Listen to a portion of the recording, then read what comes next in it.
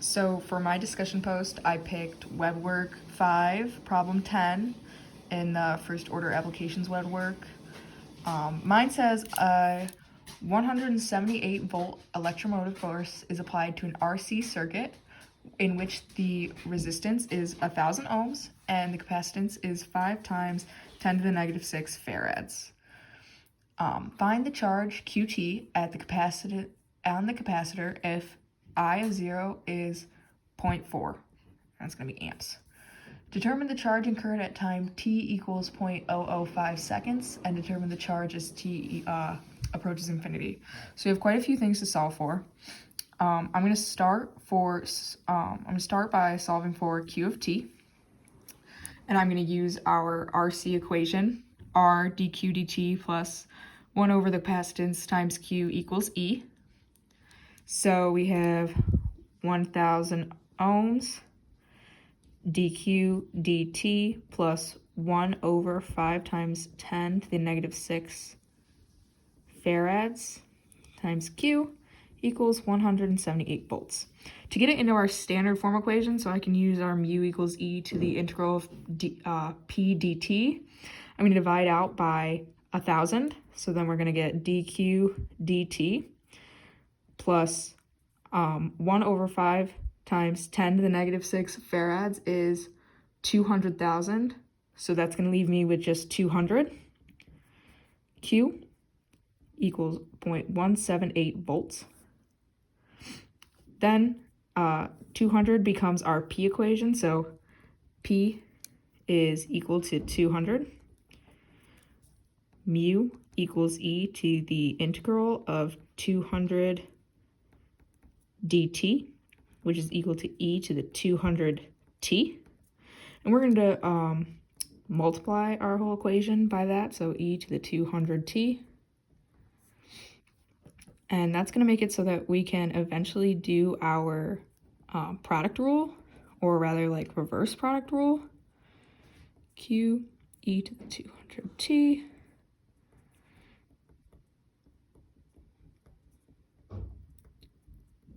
So that's gonna, and that should give us d over dt. That would be mu, which is e to 200t times q dt. And we're gonna check that. E to the 200t is the derivative of q with respect to t, which would be 1, times e to the 200t, which that checks out. And then 200 QE to the 200t, that's going to be the derivative of e to the 200t, which is 200 times e to the 200t times q, which that checks out, so we're all good there. And then on the other side, we're going to have the integral of 178 e to the 200t dt. When we solve this, we got e to the 200t because our derivatives cancel out, times q equals, over here we got 100 or 0.178 divided by 200, which is going to be 8.9 times 10 to the negative 4, e to the 200t plus c. And then to get q isolated, we're going to divide out by e to the 200t, so that's going to give us 8.9 times 10 to the negative 4. We're going to make that c1 actually, so then that would give us, well, it doesn't actually matter, but that's going to be plus c to the e to the negative 200t. So that's going to be our general solution for Q. But if you remember, our initial value is in terms of I, and this is in terms of Q, so we have a little bit of a dilemma there. But if you take this equation that we started with, and you remember that I is equal to dq over dt, then we can solve our original equation for I for dq dt and substitute our new equation for q. So we're going to have, if we bring that equation back down here, we actually have r dq dt plus 1 over c q equals E. Solve that out, we'd want to isolate dq dt. So we're going to have e minus 1 over c to the q, and divide out by r, dt equals e minus 1 over c to the q, or c times q, divided by r. If we put all our numbers in from earlier, we have 178 minus 1 over 5 times 10 to the negative 6 over q, which is our equation that we just found, 8.9 times 10 to the negative 4, plus c e to the negative 200t, all over 1,000 ohms. 1,000 ohms. So this is dq dt, which is equal to I. And our initial equation is I of 0. So when t is equal to 0, we got 0.4 amps. So we're going to sub 0.4 amps for I is going to be equal to 178 minus 1 over 5 times 10 to the negative 6 farads times 8.9 times 10 to the negative 4 plus CE to the negative 200 times 0 all over 1,000 ohms. Now, because we have an e to the negative 1 to the negative 0, or e to the 0, that is going to just be 1. So we have all of this plus c. So c is left by itself now. So now we're going to isolate c and figure out what that is so we can sub it back into our original q equation. So we got 1,000 times 0.4, which is going to be 400, equals all of this, 178 over 5 times 10, negative 6, 8.9 times 10, negative 4, plus c. So I've solved for t to make this video slightly smaller, and we got negative 0.002 thanks to our initial condition.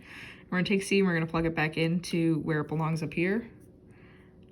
So that's going to make q equal 8.9 times 10, negative 4, minus 0.002 e to the negative 200t.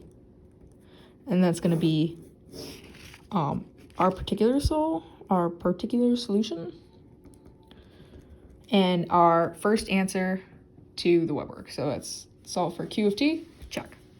Next is solving for I of t, which we already have the equation for.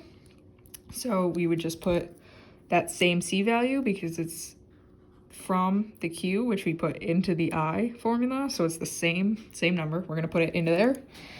So that's going to end up as I equals 178 minus 1 over 5 times 10, negative 6, 8.9 times 10, negative 4, minus 0.002, e to the negative 200t, all divided by 1,000 ohms. Clean that up a little bit. So I cleaned up our I equation. We're going to end up with I equals 0.4 e to the negative 200t as our, oops, I got carried away right there, as our particular solution for this equation, or for this problem. So that gives us, we got qt, now we have I of t. Next we're supposed to input 0.005 seconds for both q and I, but I'm not going to do that in this one because that's pretty simple. You would just put 0.005 in for t for q, and then for I here, and that would be pretty easy, this being our final I. And then lastly, we'll just go over the limit as t approaches infinity of q of t, and all I'm going to say about that one is that this with e to the, well actually we'll look at this one, our particular solution. This e to the negative 200t times 0.002, that's our transient term.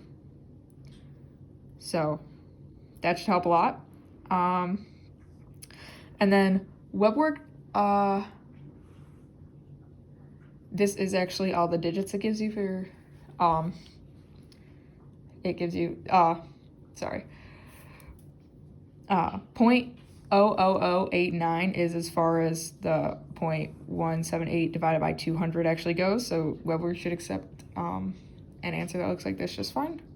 But that is all you should have to do for homework 5, problem 10.